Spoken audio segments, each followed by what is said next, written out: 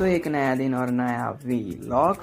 तो आज सुबह सुबह मैं अपनी जॉब पे से निकला, बस में जाकर बैठा तो मैंने सोचा कि नेचर बहुत अच्छा दिख रहा है, तो मैंने बाहर विंडो से नज़र घुमाई। फिर रास्ते में कुछ एग्जिट का बोर्ड आ गया मेरे सामने, जो मैंने एनिमेशन में लगा दिया। फिर आगे बढ़ते रहे, गाड़ियों को देखते रहे और साथ में वेब सीरीज़ भी देख रहे थे क्योंकि नींद नहीं आ रही थी। बीच में बिल्डिंग दिख गई, फिर मैंने सोचा कि एक नया घर ही ले लेते।